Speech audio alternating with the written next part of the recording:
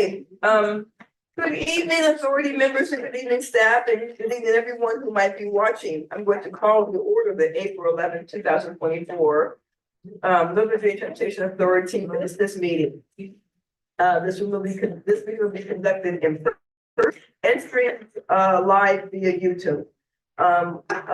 Will the Ms. Henderson please call the roll? Chair Randall, I'm here. Vice Chair Snyder, Here. Chairman McKenzie, Here. Chair Jefferson. Present. Board Member Takis Karatonis.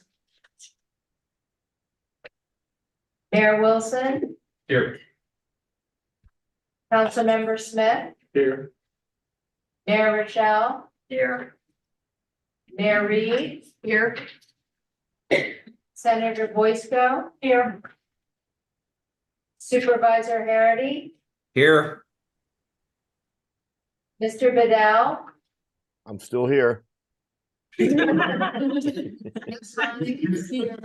Me too.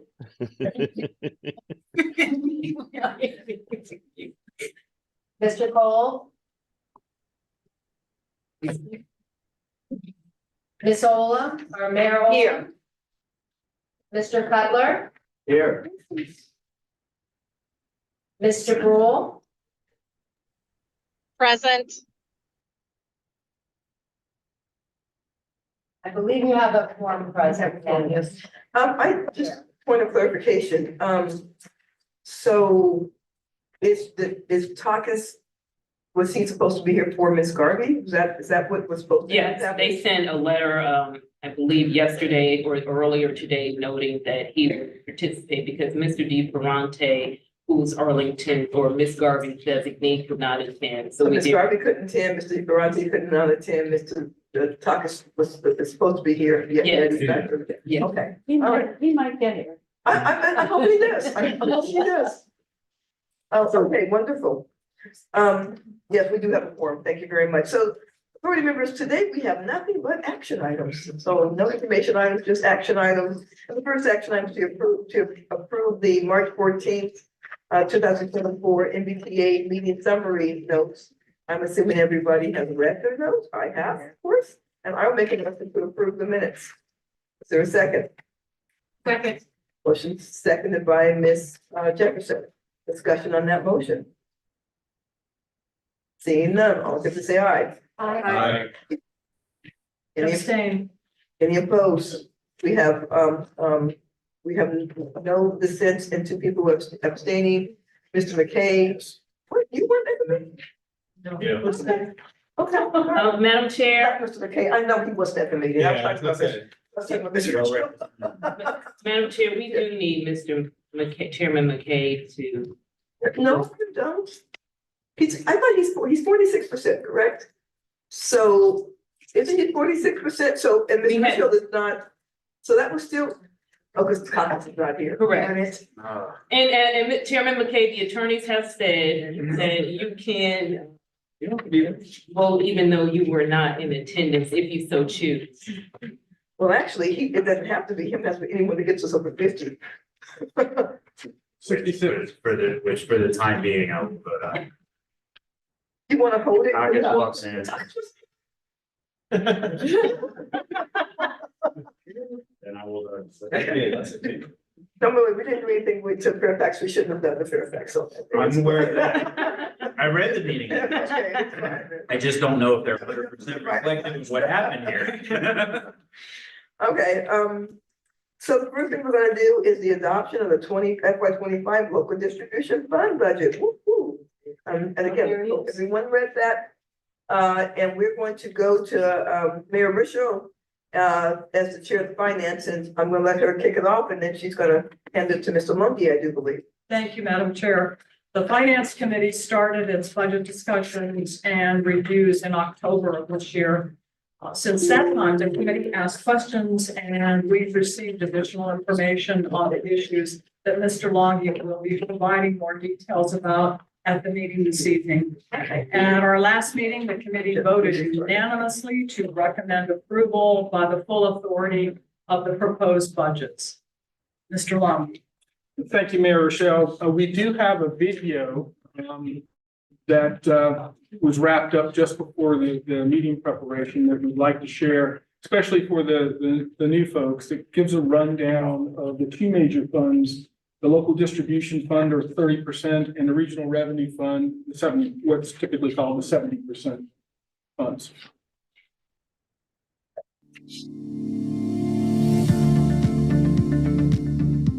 In 2013, House Bill 2313 was passed by the Virginia General Assembly, establishing a dedicated revenue stream for MVTA to fund regionally.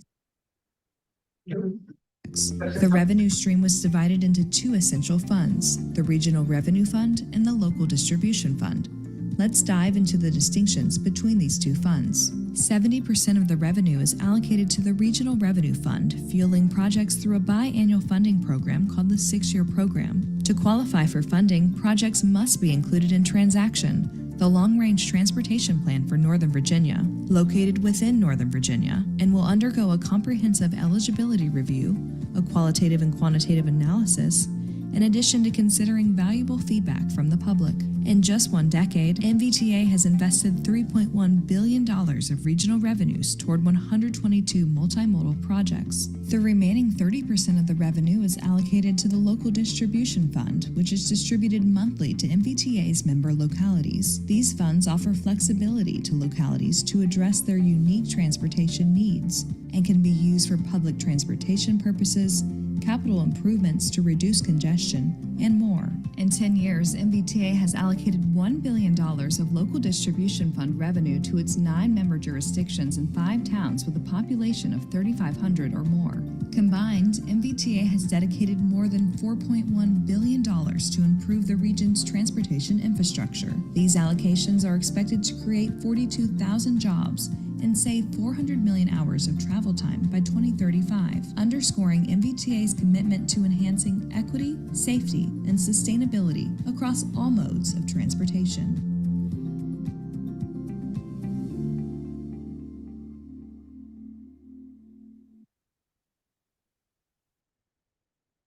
So thank you. For the first budget that we have queued up for you to take a look at is that 30% or local distribution fund budget. And there is a short table. This is the simplest budget we'll be looking at tonight. There's a short table that's on the back of the staff report as an attachment. I will speak from that. You'll note that unlike most funds, there is no carry forward going into this fund because the intent is to get all of the 30% funds out to the jurisdictions completely each fiscal year. You see the 4 revenues that we have: the sales tax, interstate operations, and enhancement program, grantors, and then the Commonwealth Northern Virginia Transportation District Fund transfer. Again, these numbers are 30% of the total expected to be received. That COBA interest is interest that the money earns while it's in the hands of the Commonwealth, working its way through to being transferred to the authority. So we are projecting, and I apologize for there's the scale. The column on the far right is the FY25 budget, and the column on the left is the 24 budget for comparison. So we are projecting that the total revenue going into this fund will be 128.8 million. Our disbursements are 128.8 million, so there will be no remaining budget balance. There are 3 notes in the staff report under the proposed budget assumptions. The first note is that just a reminder that these funds are restricted and can only be used for the 30% purposes as outlined in the state code. Actual distributions to each jurisdiction will be contingent upon their timely completion of their annual certification and will be based on and determined by the actual revenues received. That wording is very important because we're probably not going to land exactly to the penny on the budget, and that wording allows us to just distribute the money without having to come back for additional budget activity. And the final note is just the state does make adjustments in the course of the year, and we process those adjustments in accord with the jurisdictions. With that, I'll be happy to answer any questions on this. Do you have any questions? It's pretty basic for us. Yeah. Would you like to make a motion as Chair of Finance? Yes. I move the authority adoption of the proposed FY 2025 local distribution fund budget as presented. I will second that. Discussion on the motion? Seeing none, all in favor say aye. Aye. Any opposed? That motion will pass unanimously. Thank you. The next is number 5, the Regional Revenue Fund budget. Mayor Rizzo. Number 5, I beg your pardon. item number 5, it's a finance item also. Nelson, I hand it off to Oh, Mr. you're just doing it for Mr. Mogi Broadway. Thank you. Okay. Thank you. This budget is, as you know, the 70%. Looking at the attached budget breakdown, you'll note in the notes column in the far right, those are key to the staff report. But we'll keep the budget spreadsheet up on the screen. Again, we start off with revenue. It's the 4 revenues that we talked about before. It's 70%. The COVID interest, as we discussed previously. We are not going to be issuing bonds, so there's no bond proceeds. I will reserve a discussion on the future financing and future appropriation, even though there's a 0 in there. Our auditors want us to talk about that each year. Investment portfolio earnings are projected to be 35 million. So with that, moving into the expenditures, the first 2 are debt service, principal and interest, followed by modeling license support. This is the GIS and other modeling license subscriptions that we keep. There are no other expenditures for transactions. Last year, the $2 million is the BRT study that you approved for last year. Total recommended requests for project funding is just under 300 million. And that is comprised of 2 projects from Loudoun County, 1 from Arlington, a Prince William County project that is actually a forward appropriation, which is part of where I will loop back and to that topic. Fairfax County has 3 projects, 1 of which is a forward appropriation. So the note on forward appropriations, and the auditors want me to do this discussion every year. The authority does forward appropriations where you are taking a project. In the case of the Fairfax County one, that was approved in the 26-27 program year. So we're moving that forward by at least a year. So you're appropriating revenues from your cash flow, or you're appropriating funding from your cash flow. And we have worked with PB mayors to make sure that there are checks in place such that we will not, the authority will not end up over appropriating future revenues and get into trouble. And we have a number of things that, were that actually to occur, our estimates to go wrong, then, we have $120 million working capital reserve. We could do short-term funding. There's a lot of options available for us. The self-funding through our cash flow over 20 years based on prior appropriation is saving the authority $194 million. So it's a substantial, I kind of liken it to making lemonade out of lemons. We would like our portfolio to be actually a little smaller, but this is a good use of those funds until they get called up. A consequence of forward appropriation is that if any future revenues were diverted, it will probably end up requiring some project cancellations. Now, the fiscal 24-25 program that was approved in July of 2020 had a total dollar value of 539 million.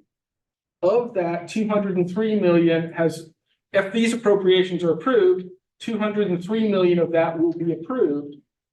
The forward appropriations, the 2 forward appropriations amount to 161 million.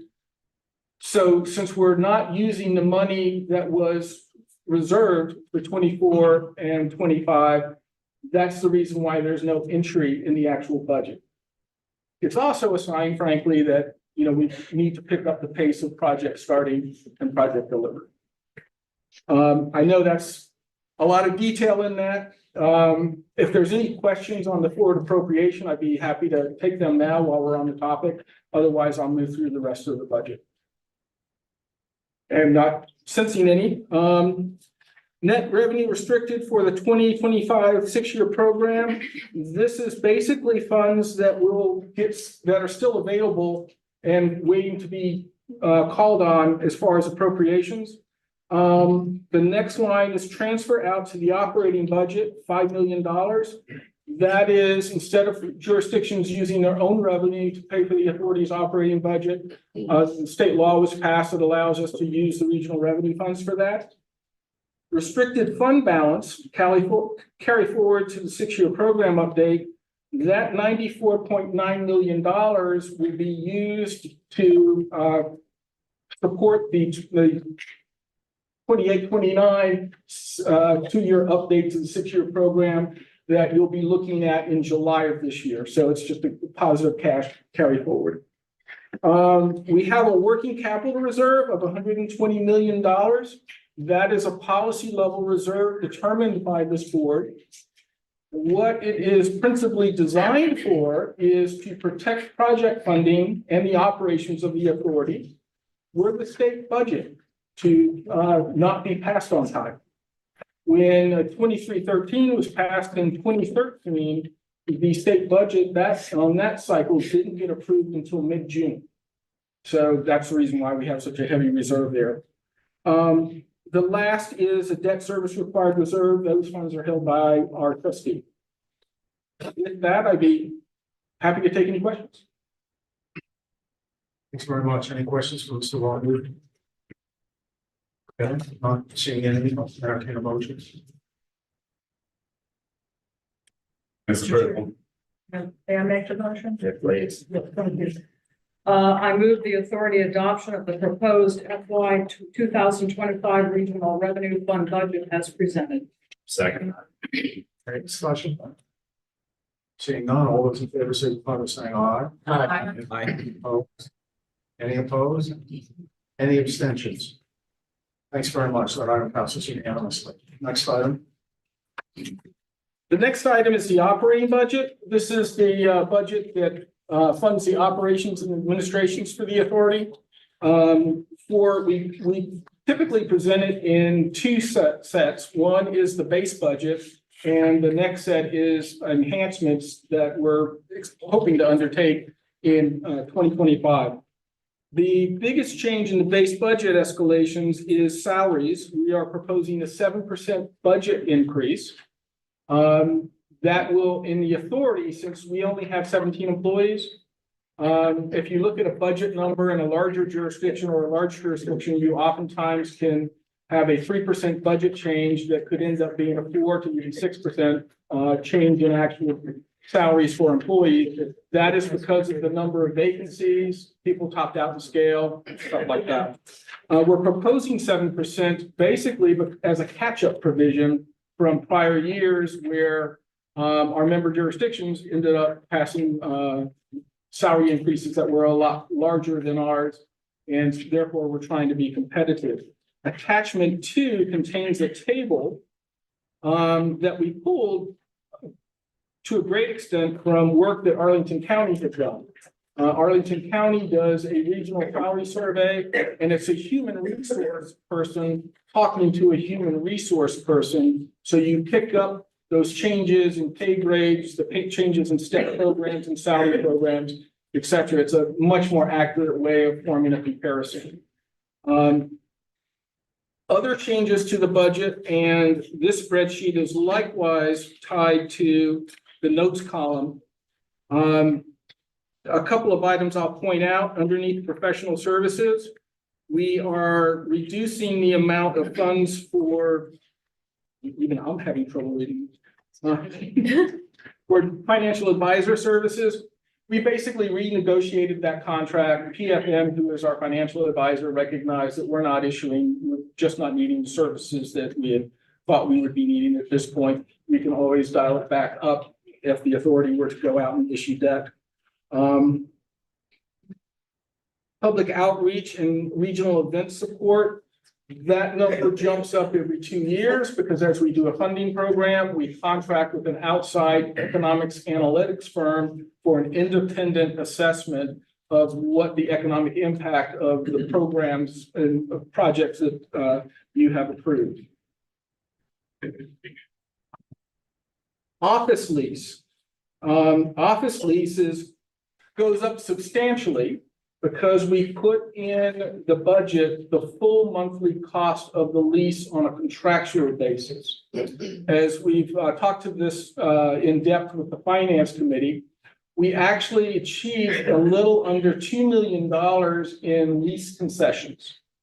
But those will play out over 2 fiscal years. So we put the full amount in the budget. We are accounting for these lease transactions separately. We have already notified the accounting firm or audit firm that we want them to take a specific look at that and prepare a validation of those numbers. We anticipate that we will not use that full $2 million, but once we know what is left over, we will come back working through the finance committee and come back to the authority about the disposition of what to do with the leftover funds. So it is a big jump, but that's the rationale behind it. Professional development, we are looking we haven't increased this budget line for a long time. We've added additional staff. We have folks who have professional certifications, and to keep them current in their skills, we're looking for that increase. That covers my presentation on the base budget. Are there any questions on that before I move to the new initiatives? I have one question. So I know for my profession and my license, there are classes, there are CEUs that are required to keep my license. So it's not that you want to take classes to stay up. It's you take classes or you take those CEUs to keep the license or certification that you have received. Is that true for staff here who's come? Okay, so it's not even an option if they want to keep the certification. They have to take these classes. And we have a couple of folks with those type of certifications. Good. Okay. Thank you. Okay, moving to the enhancement or new initiatives. And I'll ask Leanne to pull up the slide that's on the top of page 3. There you go. I got it. Oops. I don't know what the little box is in the middle, but and it's in the exact worst place for me to talk about the chart. If you, either way you look at it, this chart basically shows cumulative drawdowns. And it really gets to the heart of why we're proposing 3 new positions in 25. If you look at the solid blue line, that is actual reimbursements that we have made on projects. If you look at the dotted blue line, that's obviously the trajectory if we keep going the way we are going. The dashed red line is basically the same trajectory based on what should have happened. The solid red line is what jurisdictions, project sponsors, not all jurisdictions, there's agencies in there as well, have told us how much they plan to have spent. That difference is the investment portfolio. That is the cash. And so the heart of what we're looking at with the new initiatives, we also have a strategic plan update coming up. We want to use the strategic plan update to bring ideas to this body to improve project starting. I mean, for the 24-25 program update to the 6-year plan, we have $338 million that we're not appropriating yet because even though the project sponsors said they wanted the money in 24 and 25, they're now saying they don't need it in 24 and 25. So projects are not ready yet? They're either not ready. And that's the heart of it. I get asked questions, why aren't they moving forward? And it's not just that every project sponsor has a story. Every project has a story. And we need to kind of go through that and find out what are the commonalities that can be addressed. With changes in our policies, assistance to the jurisdictions, You know, we want to do this in a very collaborative way with a regional approach. And sometimes we keep some stats, like, for example, there is a lag, institutional lag, historic lag. Small projects tend to have less, big projects tend to have. So do we account for these lag or so? We start with the cash flow proposal presented to us by the project applicant.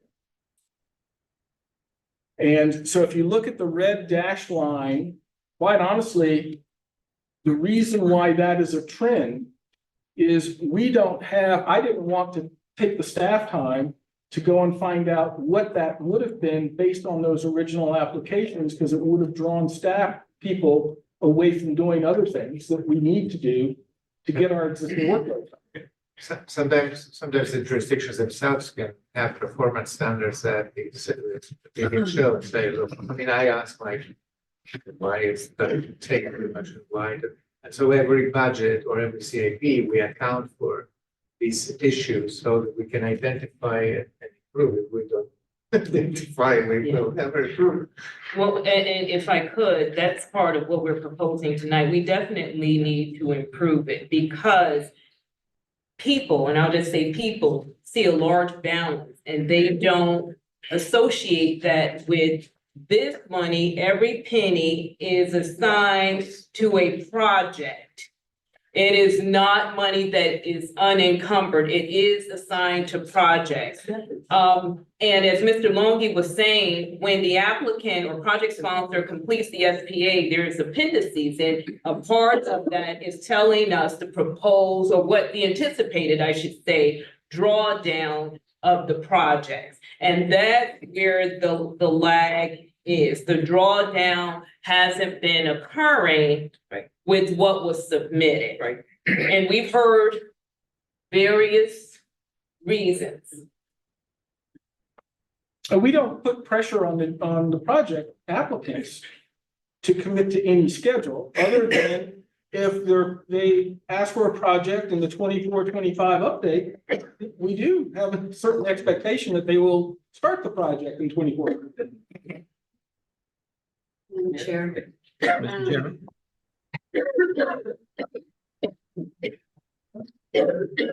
I think she called on me, Supervisor Harry.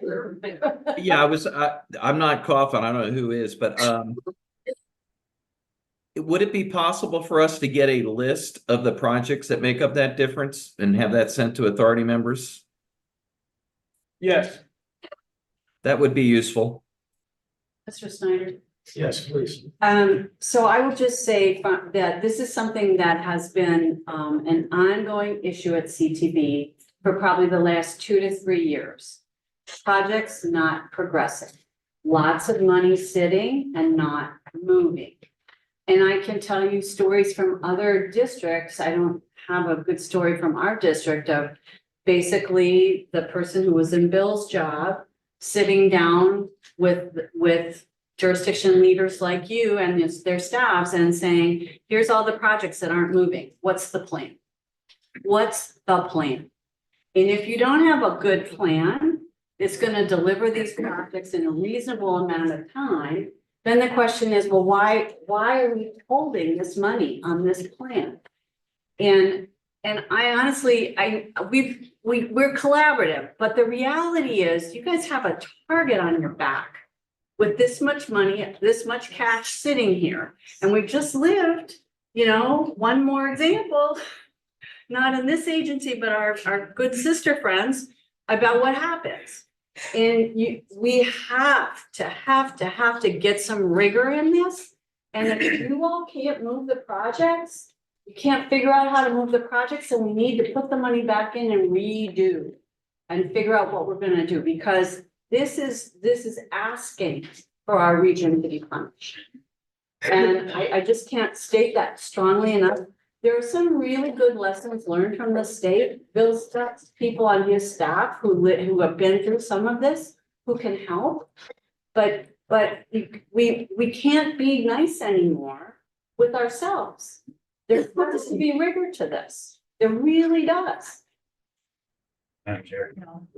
I agree with everything that was just said. I mean, we have to do better here. I would just suggest, we have been nice, but we also have policies. And in order to not be seen as trivial or parochial, we maybe need to look at our own policy for how long we allow these to go on and whether we should amend that policy so that we have very specific guidance. Each one of these projects is different. The reason for why they might be delayed is different. But I know there's some egregious ones. And at a certain point in time, we need to change our policy because not only are we a target sitting there with money, but I believe we're an even increased target if we can even point to a policy that we put in place to hold people accountable for that or to do exactly what Mary just said and free up the money and move the projects that are ready to go. Madam Chair. I agree with everything that's been said so far. I want to speak in support of this, of hiring the staff members, because I think when you're budgeting, there is always the temptation to be penny wise and pound foolish. If we do not approve the proposed new positions, yes, there would certainly be a financial savings. But we have a problem. We have a regional problem of getting projects up and running.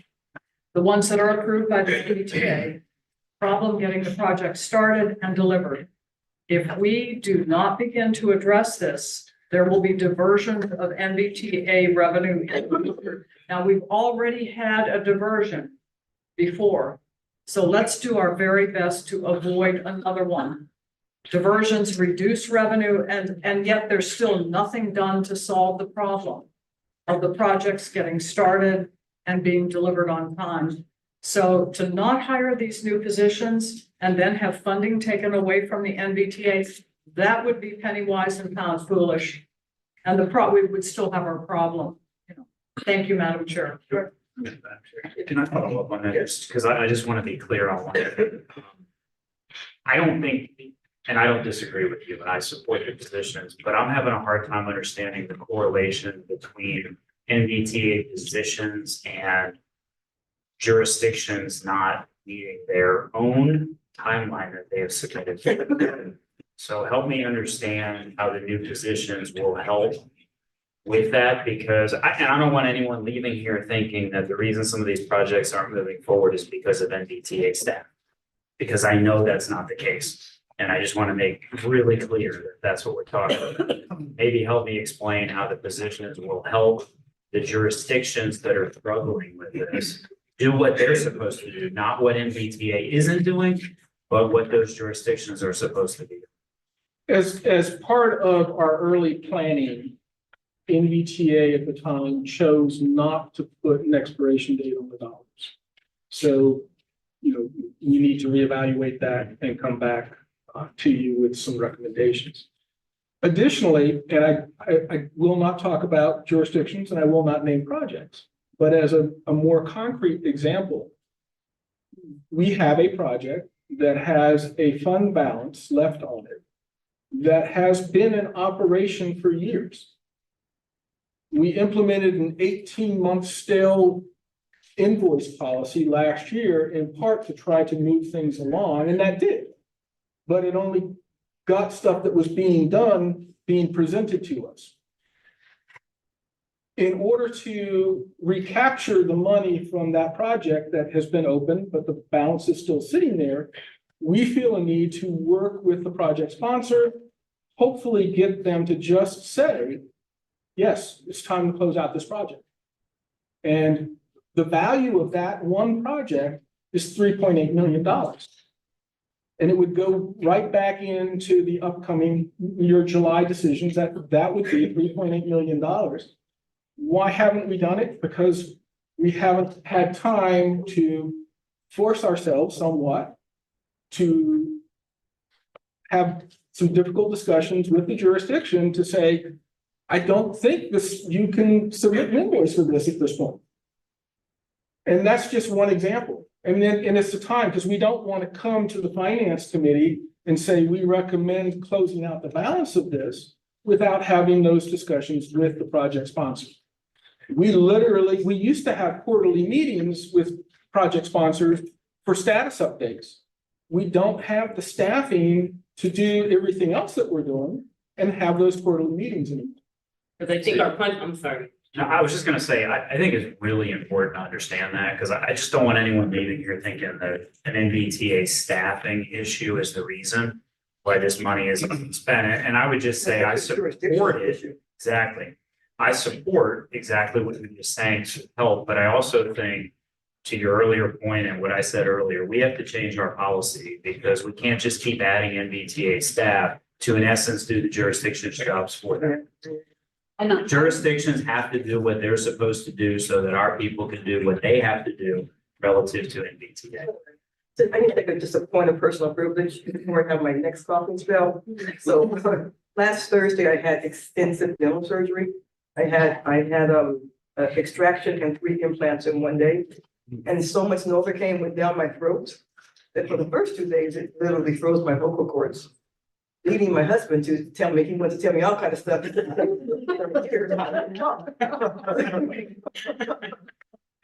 it's also left me kind of, it absorbs into my vocal cord coughing, and my dentist said it's probably gonna last for another 2 weeks. So I don't have a cold, don't have COVID, I don't have allergies, I have Novocaine in my throat. So, but I am fine, and I can talk now, so cool, thank you. I'm sorry, Philip. My husband, when I could talk again, was also very sorry. So, Just a second. so part of what's, I think people who know me know that every year I am supportive of growing our budget so we can do our job here at MBTA.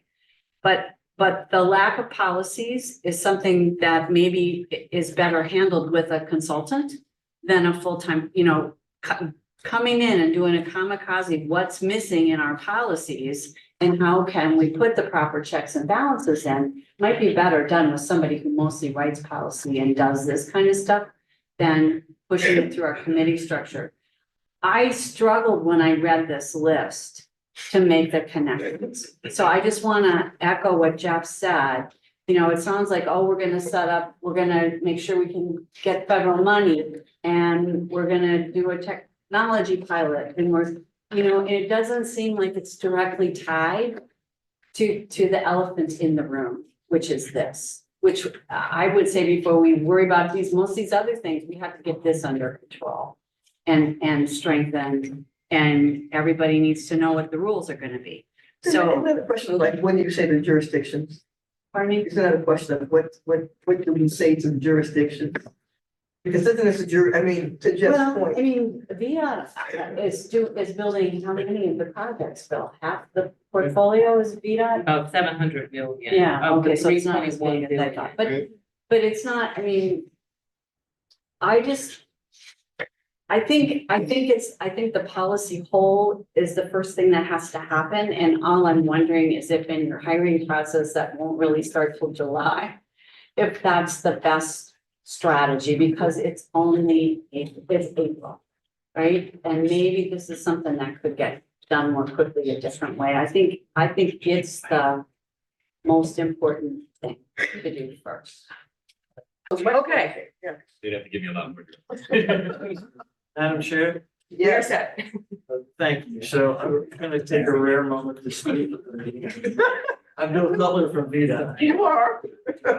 So VITA has turned into a very performance metric oriented organization. We're measuring things like on time, on budget, and many other parameters.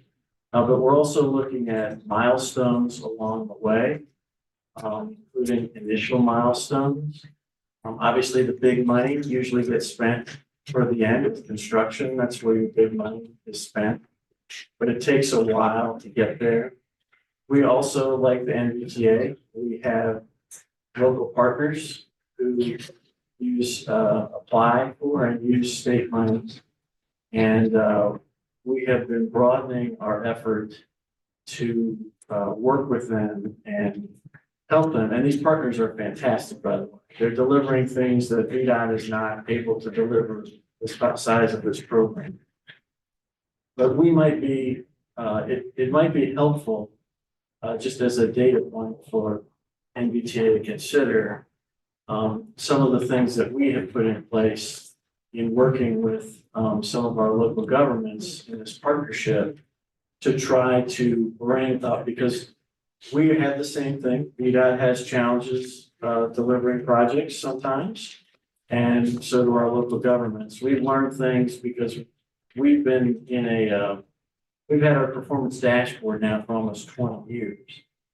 It's only been in the last several years that we've brought the local governments into that performance dashboard to where they're experiencing some of the same things we experienced years ago. So discomfort, but also a refocus on how we can work together to really move things along. So I would just offer us as a resource. Successful. It is successful. I will say VDOT, this year in construction, 94% on time, Northern Virginia District. Delivery of construction projects this fiscal year. Budget is about that same amount, above 90%. And in our local programs, it is lower, but it has been rising significantly over the last couple of years, and it is because of this focus, this common focus that's been brought together as we work together with our local governments to figure out what are the common problems, what are the issues, and how can we work together to get things moving. So please consider us as a resource in this conversation. We can be available to assist. That's very helpful, very helpful. And I would say also, Chair Randall, that the CTB has written policy around each of our major funding projects that lay out the parameters, the timelines, this whole idea of having hitting milestones so that we know the project is moving. You know, there's a few sticks in there that we haven't had to use because we clarified. Yep. And so I think there's a lot we can learn. We don't have to reinvent the wheel, which is really why I was saying, you know, bring somebody in who knows this stuff, because I just don't think it's a huge lift to lay it out and then have a good conversation here. I agree. Yeah, good. Yes, ma'am. Excellent ideas around the table. Excellent. I do think that the potential danger for tampering of the MBTA revenue streams is great enough that we need to take an all of the above approach. I mean, we've heard a lot of good ideas here, and I think we need to make use of all of them. Would you like to make a motion? Oh, I'm sorry. Mr. Vidal, did you have something you want to say? Is he still there?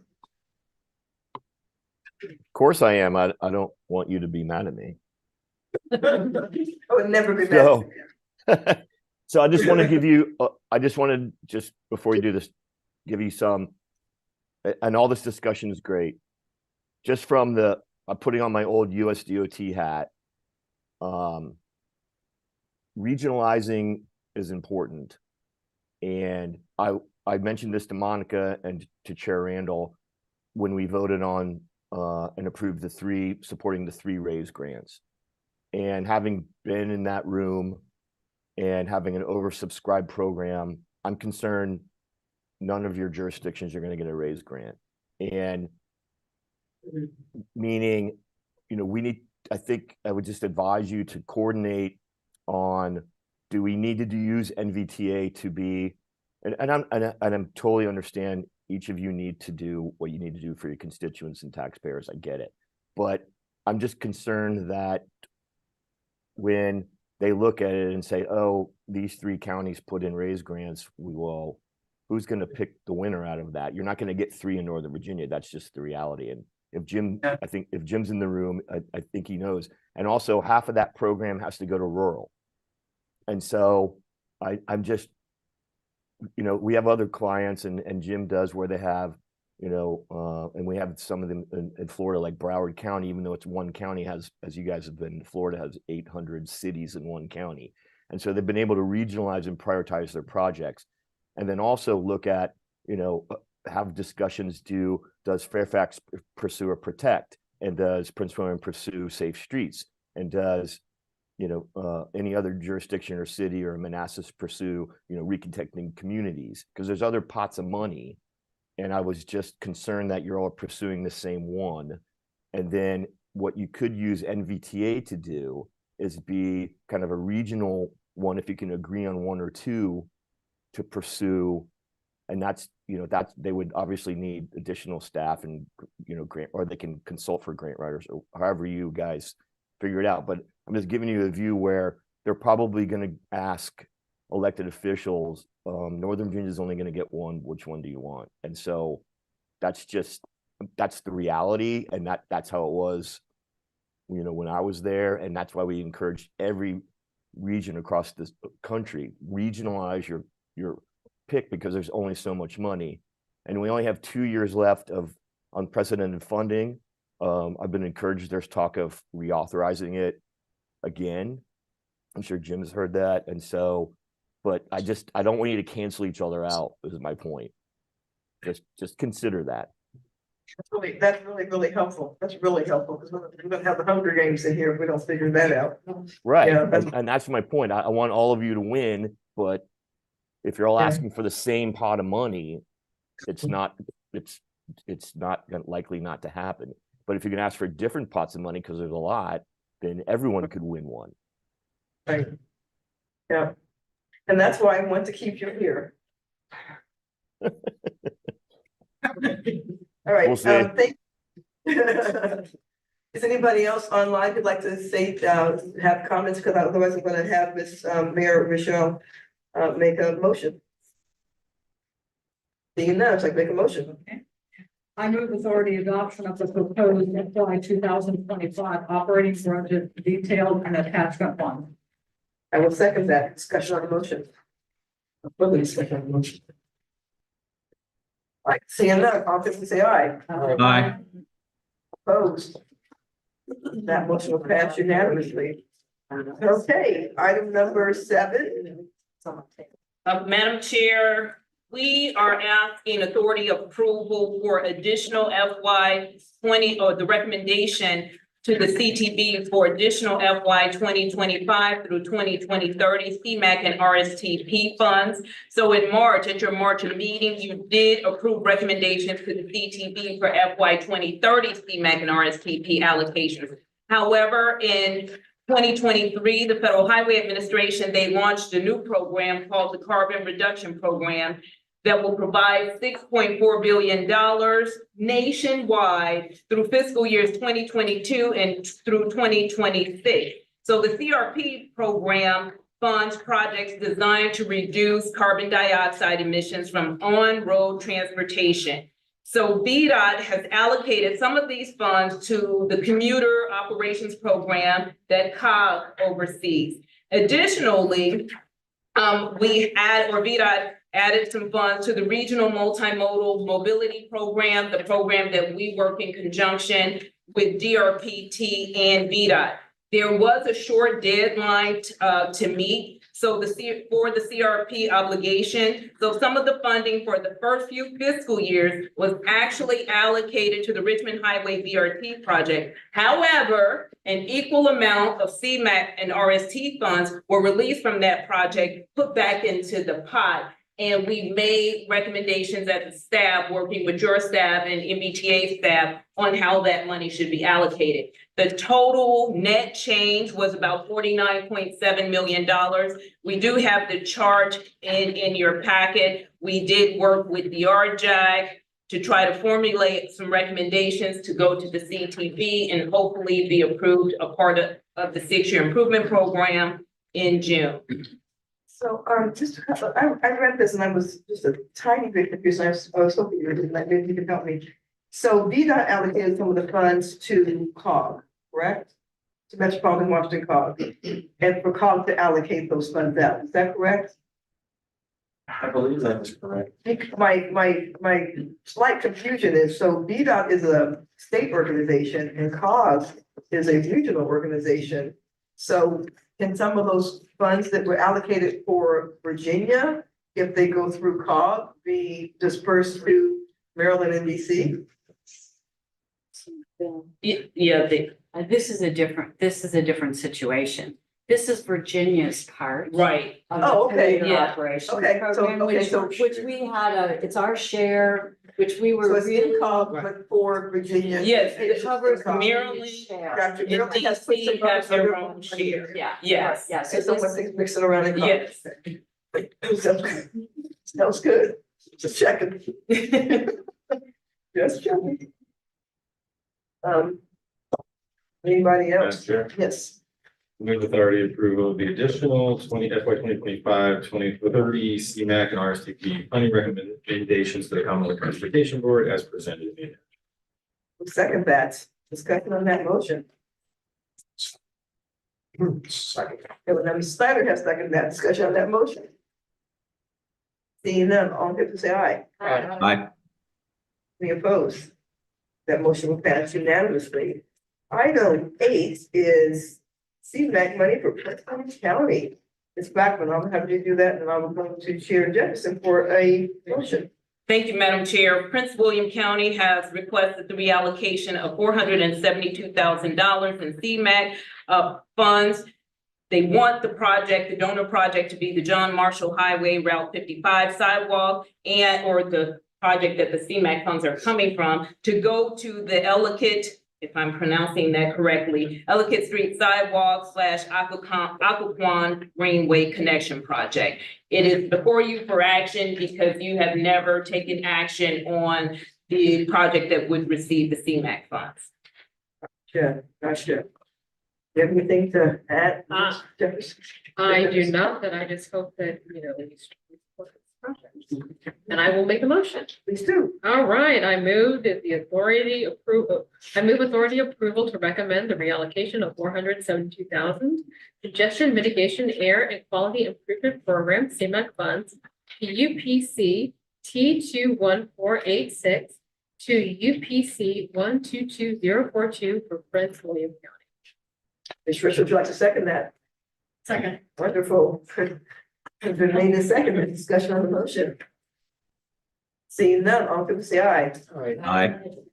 Opposed? That motion will pass unanimously. Blue sheet item, as the grant, funding. I've already signed the letter, so we have to.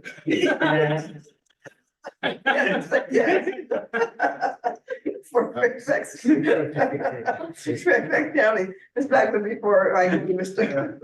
McKay for a motion, would you like to say anything on this one? Well, the only thing I would note, Madam Chair, again, Fairfax County is requesting your support for this grant application, and it's actually for the low or no emission grant program, per Fairfax County's letter. They do have, they've adopted a policy goal for carbon neutrality in facilities, fleet vehicles, and county operations by 2040, and they will apply for up to $71.1 million for 72 new buses. Okay, we might have a okay. Yes, I move authority approval of the letter of endorsement for Fairfax County's local or no emission grant program and bus facilities discretionary grant application. Second. No, this one. No. Motion made, second, your turn. No.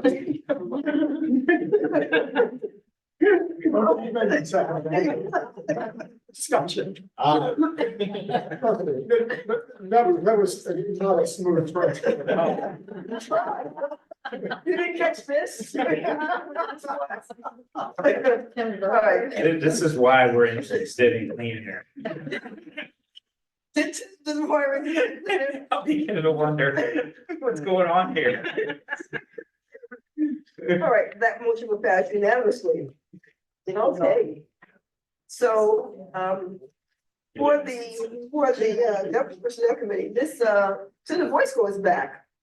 Woo-hoo, woo-hoo. How are you? And before you go to Ms. Bernard, I thought you might want to say anything about the session, which we all watched with. Yeah. I don't know what we watched it with. Interest? So I was the only senator from Northern Virginia chosen to be a budget conferee. We fought hard to make sure that we had the funding for the budget, that all of our localities, I had a conversation with the governor. who agreed that we should have the funding as requested and what we put into the budget for our metro for WMATA. It was terribly disappointing to see the amendments that the governor made. I had a 20-minute conversation with the Secretary of Transportation earlier this week where he explained his position. And I acknowledged that I heard what he was telling me, but I told him that I strongly disagree, and I know that I'm speaking for the leaders of every jurisdiction in Northern Virginia, that that is not our understanding. We are not on the same page, and that he would have to answer to the people of Northern Virginia that our metro system has to be fully functioning, has to be solvent, and our economy is counting on it for the whole Commonwealth. So I have so many questions. One, who makes the appointments to for the committees? So the chairs of the appropriations made the appointments Sure, the appropriations. for the conference committee for the budget. Okay, well, that maybe explain things a little better. Senator Voice vote.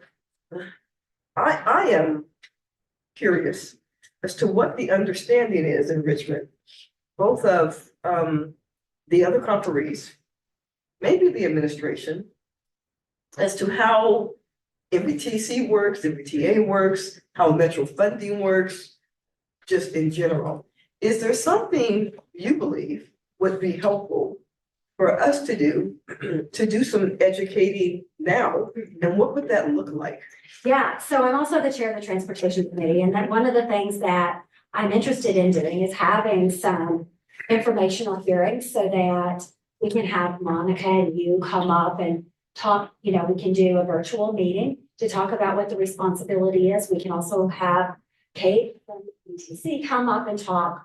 We had at the beginning of the session, I did have the secretary and invited the different agency and the organizations to come and give very small presentations. But I do believe that there is a disconnect. I also believe that there is,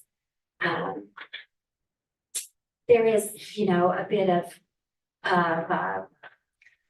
difference in our priorities about what we think is important versus what other people in other parts of the Commonwealth believe are important. And there is, as you know, a prevailing belief that Northern Virginia, we don't need to have resources from the Commonwealth because we are wealthy. I think there's a lack of realization that it's actually in Northern Virginia that's actually driving the train and bringing the dollars home for the Commonwealth.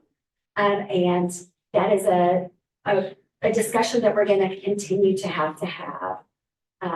But in the end, from the House and the Senate's position, we got agreement that the 85 million and the $65 million were needed and necessary and rightfully put into our budget conference committee document. So, and I know that people have questions. So if that is correct, and I know that it is, that from the House and Senate, that agreement happened, then the issue is not really your colleagues in the House and Senate. It's not. Right, the issue is administration issue.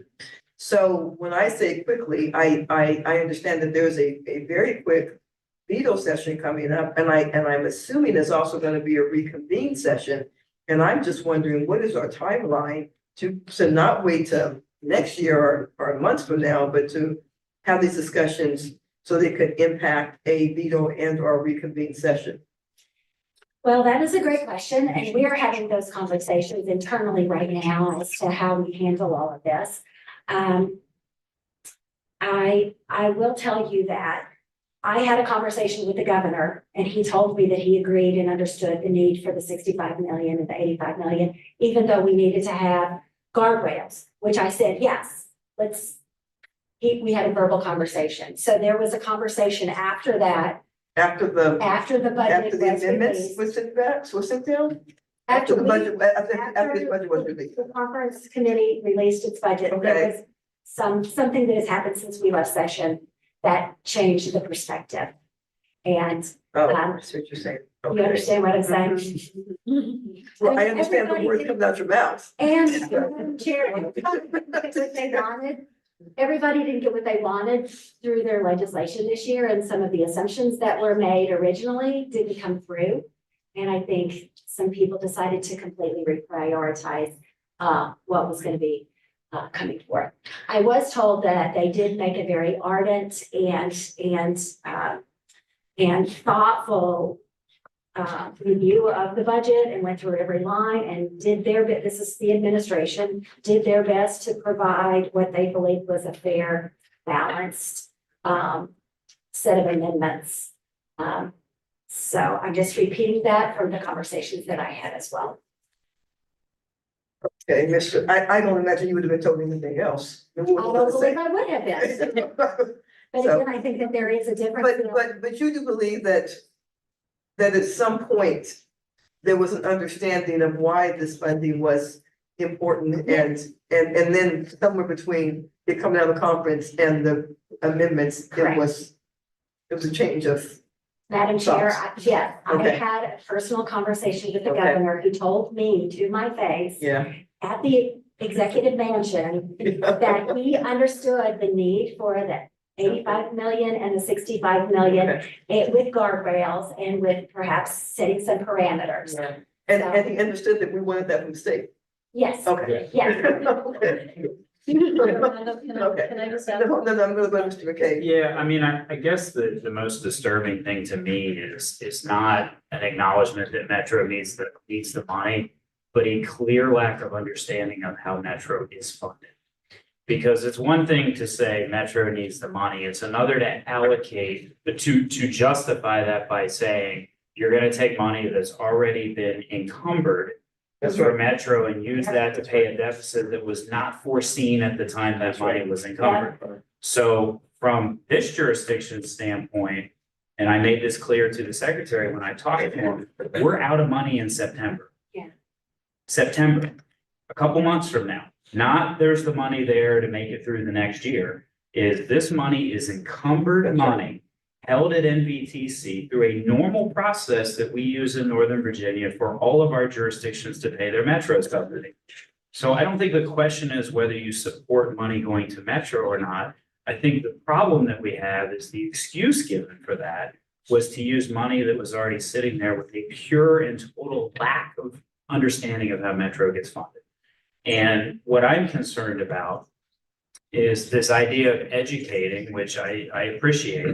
But we have done that. I mean, NVTC responded in writing to the administration about how Metro funding works.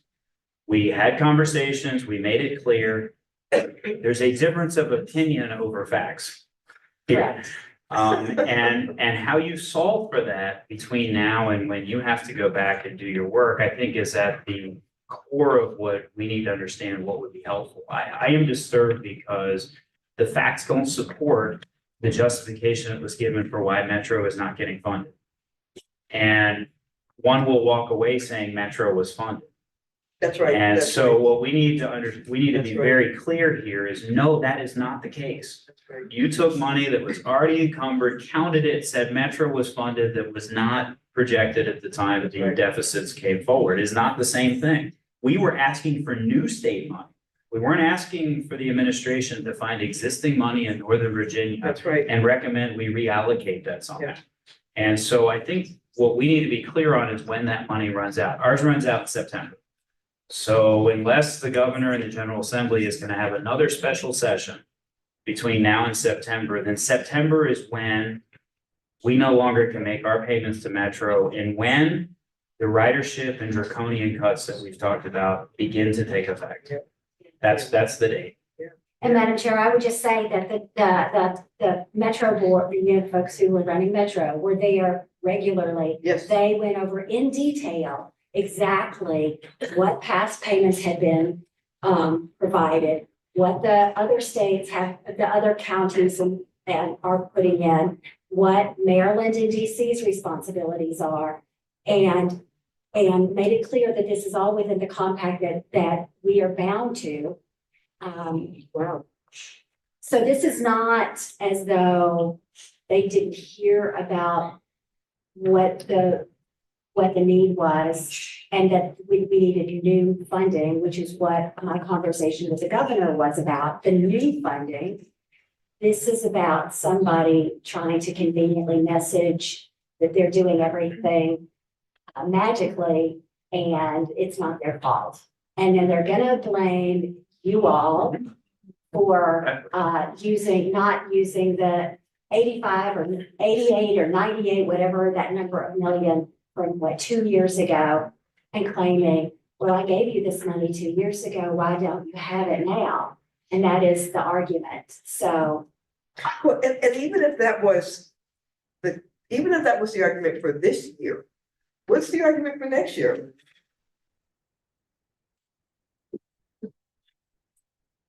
That shortfall. What's that argument there? For that, what, $50-something million difference, that delta there? I I mean. have that answer.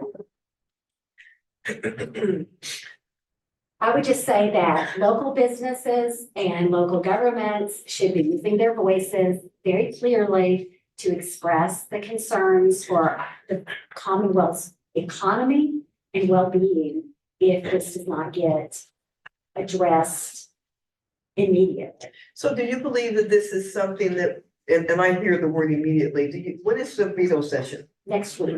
When is the reconvene session in June? That is, no, that's all next week. it's Wednesday. So Justin, Jeff and I give them the car then tomorrow. I was on the phone with the Secretary of Transportation for 20 minutes earlier this week, and he was not willing to entertain that perhaps his perception is not accurate or incorrect.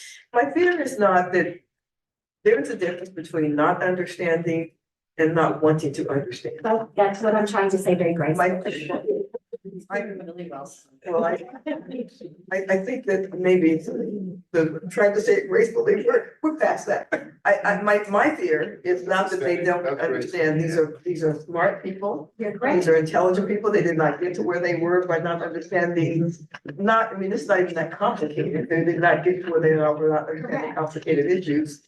And so, yeah, I do agree that localities should both individually and jointly use our voices. And I think that's a conversation that we need to maybe have very soon. I think so. Yeah. Yeah. And I will share. And I think, let me just, for the record, say you did a great job. You did a great job. Did a great job keeping in contact with me and Miss Backman. We were thrilled when you were appointed.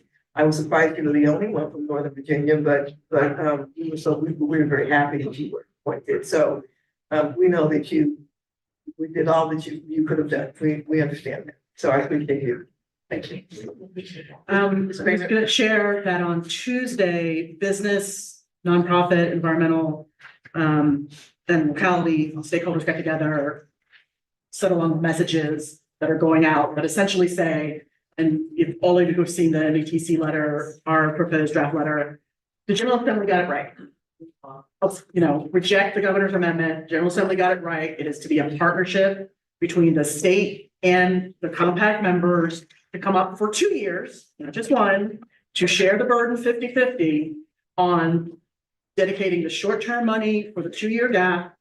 There's SJ 28, the study that the General Assembly also approved, by the way, which is looking at the issues of cost efficiencies and operational, and then the dedicated long-term funding for all of our region's transportation, which is, by the way, the simpler, more focused way of saying all of those words that are also attached to the governor's amendment about, whatever. So we are expressing to the General Assembly members, reject the amendment. You all got it right. So then then our messaging really is not going to the administration. Our messaging is going to. No. Right. Yeah. For now. So our goal is. It might just be the General Assembly. Well, wait a minute, because Senator Boyce, this was the question I want you to explain to us, because I understand it's one thing to override a veto. It's a different thing if it's a budget amendment. And so what's the dynamic there? So the governor put in over 200 amendments. I don't know that this has ever been done. It is very likely that we will not accept the majority of those amendments, including this one. And then that puts us all into a precarious situation. A governor has never vetoed a budget before. It would be the first time in history. However, I don't think that's off the table. And we will all have to determine how we will proceed if that is the case. Once again, that would be devastating to our localities. It would be devastating to all of the entities that rely on consistent and reliable funding for their operation. And so it would be an enormous risk that the governor would be taking if he were to proceed in that manner. But I do not take that off the table for what we could expect to see. You feel very confident, so you feel very confident that this amendment will be rejected. I will be fighting for it. I cannot say for sure. Sure, no, that's, of course, What that's would what we're here, yeah. But there are It's enough. 50%, it's 50. It's a simple majority to reject the It's a amendment. simple majority. to Right, we don't reject. have to override it. Right. Right, And if you right, right. reject it, then his only way to express his dismay is to Veto the whole budget, the entire budget, all the school, all the local government funding, all the mental health support, All law enforcement. every all the- law enforcement, everything. We see that happen.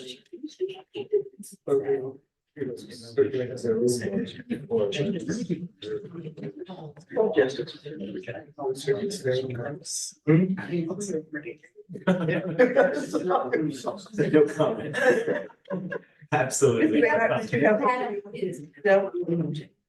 Madam Chair, the other thing is that we have a balanced budget requirement, and so whatever we end up with has to be balanced at the end. So this is a very complicated situation.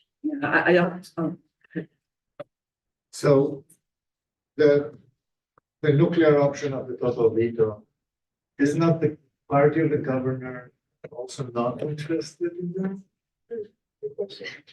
We were There talking. were parts of this party who actually were pretty okay with a lot of the provisions of the budget. So wouldn't he have to get them on board to? The veto it? Yeah, stand by the veto because of. No, they don't have to stand by the. What he's saying, and They act, they I act on it, it goes back to the governor. don't think he actually says, you don't mean like literally do they have to, you're saying, isn't it smart for him to engage his party before he I mean, vetoes a budget? I'm trying to understand what the dynamics of his party would be in the case of Yeah. pushing the button. Well, I think that's a good question because we negotiated the budget on a bipartisan manner with people from all over. Chair Lucas did it in regions, put the conference committee together in regions. And so every part of the Commonwealth was represented with Republicans and Democrats in the Senate. And it was also a bipartisan agreement in the House. And there are good things for everyone all over the Commonwealth in the budget. And so he tried to get people not to vote. He tried to get the Republicans not to vote for it. And they said, sorry, we're voting for it. So it was a very strong majority in the Senate and in the House who supported the document that we gave, the budget conference committee report that we provided. But this could drastically shake things up. Ms. Baylor, do you believe that the reason we saw 264 amendments when before this, I think we've only ever seen something like 60? Is because he did that because he didn't want to veto the budgets? it's a really complicated process. I'm really curious, like how they thought this would work out because it has to be a balanced budget. It was the most complicated way to give it back to the General Assembly, which I think makes their job so much harder because they'd have to return, again, a balanced budget. If you could just sort of think about having to go through all of that, and at the end, it balances, that's just hard. It's just, you just can't do it. I mean, you wouldn't do it on the fly, on the floor that way. Right. So the General Assembly is gonna have to figure out how to respond to that. There was some thought that he would just send down a new budget as a amendment in nature of a substitute, basically a whole new bill. which has never been done before either. So there's a lot of precedent setting going on in these discussions as we're all trying to figure out how we get from here to there, which is how to get an approved balanced budget. But at the end of the day, there are amendments that are going to have to be acted on, and there are constituencies within the General Assembly that may like some, but there's a lot of heartburn over them. And of course, we have huge heartburn over this. We haven't even talked about the other things that you as local government are having to deal with, whether it's K-12 or higher ed folks. I mean, there's just, the moving parts are immense. So I think, you know, the main thing is the main thing. In this sense, it is, as Kate has said, the General Assembly got it right. And we need to remind them that they got it right. And so reject what he sent us. So then I'm gonna ask this again, because it's not really all that complicated. It's really, it's not. But I'm gonna ask this one more time. You know, the General Assembly got it right. They sent it to the governor. He rejected that. The General Assembly can reject his amendments. At this point, Mr. Boehner, why wouldn't people at this table who want to talk, spend our effort talking to the General Assembly versus talking to the administration? I think you should talk to General Assembly. Because I think Mary and Ms. Hines and Ms. Briscoe said talk to both. I'm not sure why talking to the administration is.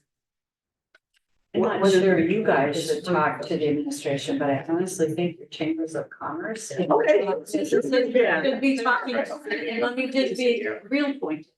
Talk to the government. No, that's right.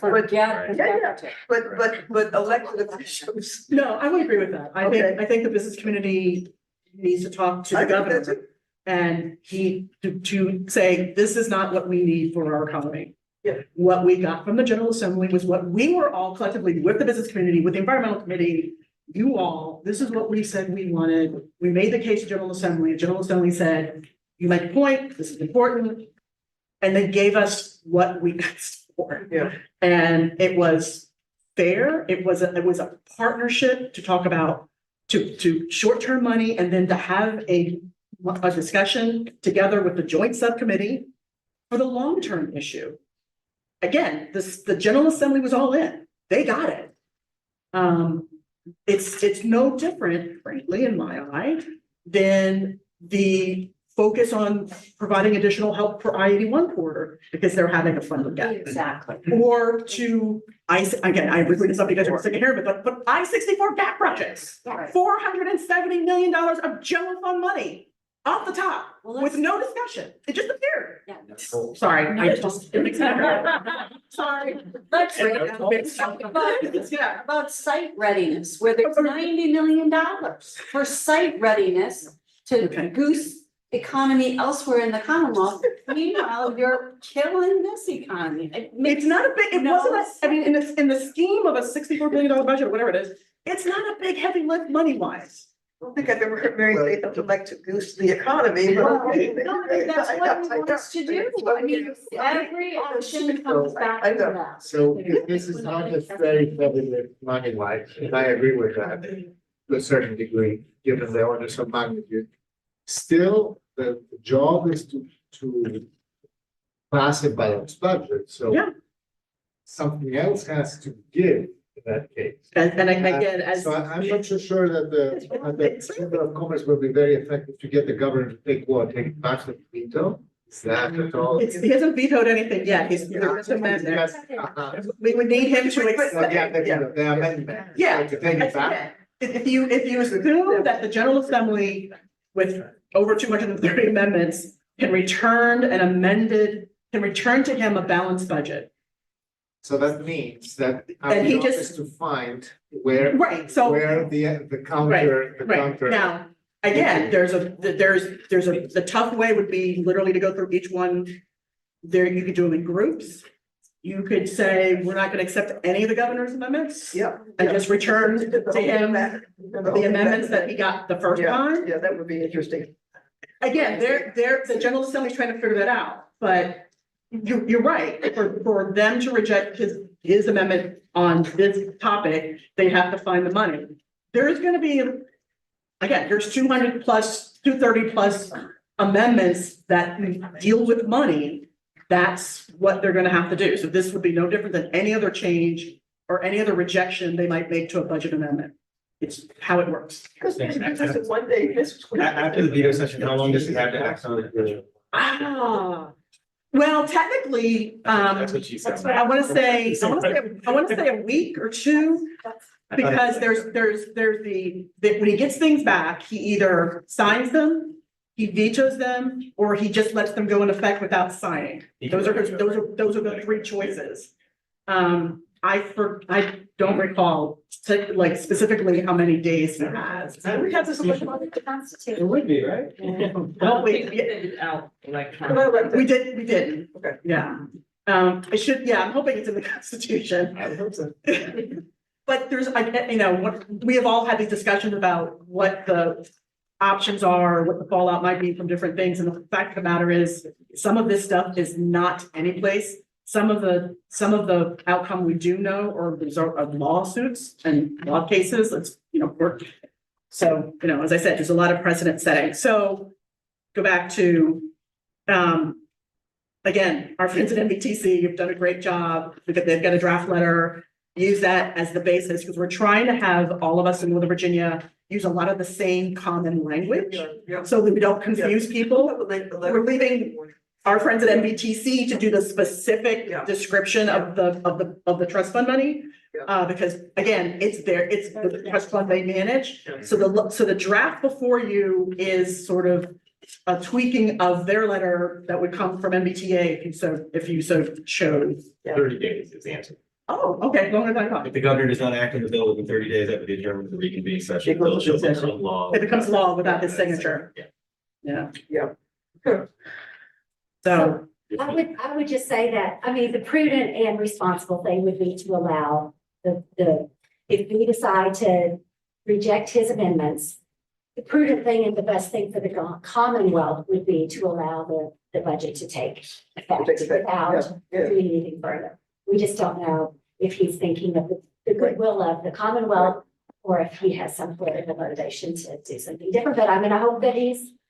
Right, jurisdiction hands, how many of you have, are either in your budget right now or have considered your jurisdictional budget? All of us. We've also done. We've figured that you're in it, everybody else is in it. And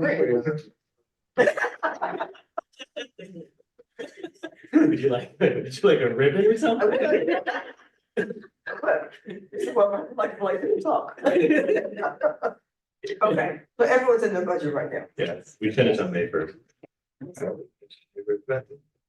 Well, to talk is this, I'm sorry, to one point. I have to, I thought you had a really good question because, listen, there are many jurisdictions that are led by Republicans who also need education funds. Who also need. More so. Way more, because of the LCI, much more so. Also true. Also need help with mental health concerns. Substance abuse concerns, law enforcement. And so it's not as if these are actually not partisan issues at all. So. Okay, so we're approving this right now, what we're doing? Or you can, if you all want more time, if you can send me comments and what Monica comments, and then we'll finalize it as an MBTA letter. In the back is additional information. Again, that's directly from MBTC's letter. I just want you all to have it as context. Again, most of you have already seen this, but in case you just want to have a great explanation of how the trust fund works. So I would say, allowing this in a letter in the morning to the General Assembly members. Yes, this will be. And I think Fairfax as well, on Tuesday. Okay. You're doing it tomorrow, well. We haven't decided yet, but we firmly plan to. We firmly plan to, okay. And Madam Chair, if I could, if you want to send me comments, please send individually and not to all of the authority members. That sounds good. Well, Senator Boyce, it's been, thank you very much. That was, this is painful and stuff. Then we try to get through the rest again. Exactly.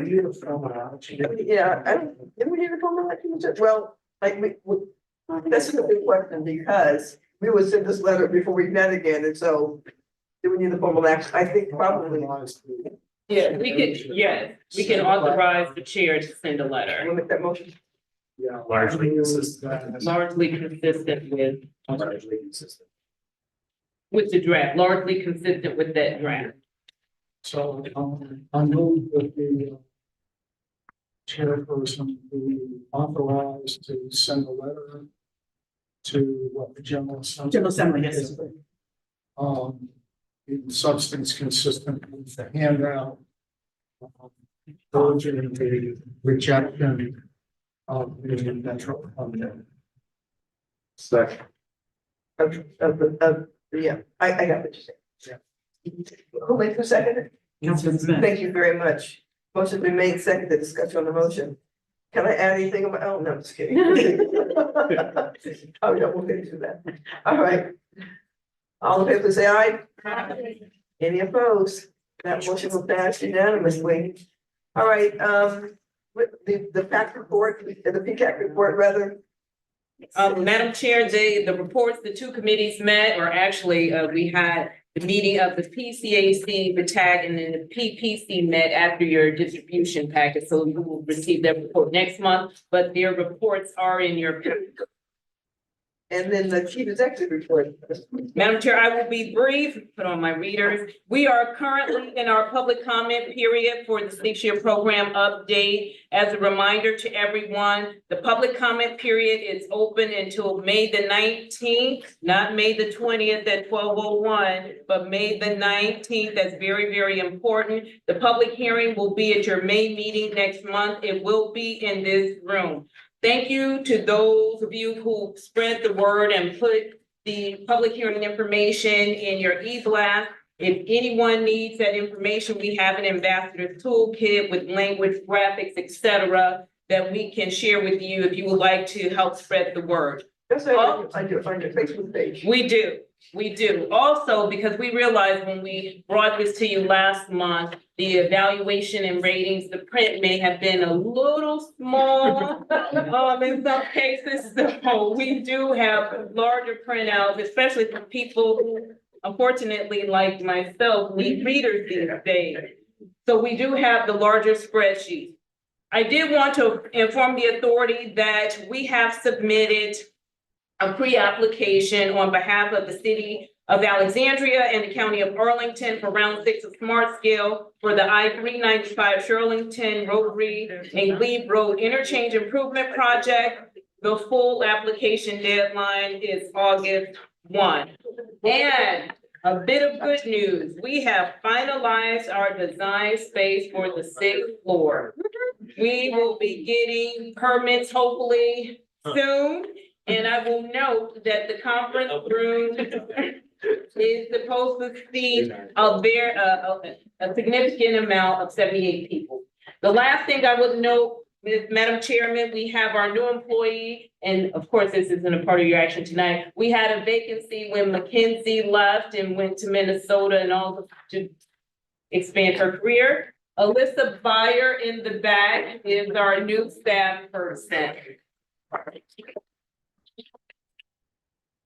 And Madam Chair, that concludes my report.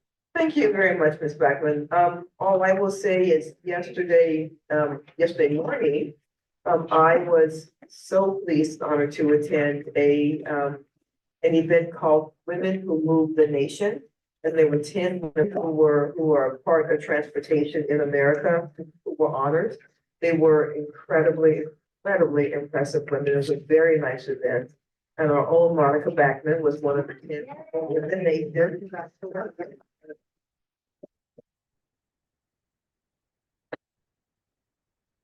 And they were from everywhere. They were from all over the country. It was held at the Smithsonian's Museum for the Portrait Gallery on G Street. And it was a fantastic event. We were so, you do a magnificent job. It was wonderful to see a national organization. I'm not gonna shut my comments down. No, I'm gonna say we do. Is she like top 5, top 3? She's top 10. Only top 10. There's something to aspire to next year, right? Go for top. She had to speak first, though, she did. Besides that, I hope my voice and my throat are back to normal for at the next meeting, so I appreciate the help, even though we gotta get our signals down better. Steel third. It's running out.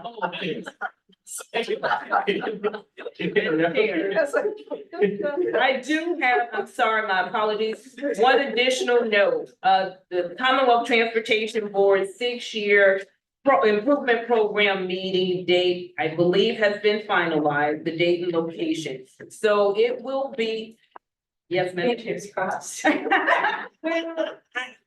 Yes, thank you for that, Ms. Hines. It will be April the 25th at 5 p.m. at the Loudoun County Yes, Government yes, Center in yes. Leesburg. Yes. And this is only for the 6-year improvement program meeting. This is not the joint meeting that the authority, VRE and BTC, the CTB, and any other entity. Can I just say how, if I'm still on the authority, how happy I am? That's like 6 minutes from my house. So I will be there in person. But that meeting, that joint meeting will be held later. But I often say, Anthony, to people may not realize that Loudoun is as far from their jurisdiction as they are from Loudoun, so it's not that far. It's a good place. I don't even know where to start on that. What? He's a brewery, I'm leaving money. With that, we are adjourned. Thank you, everybody.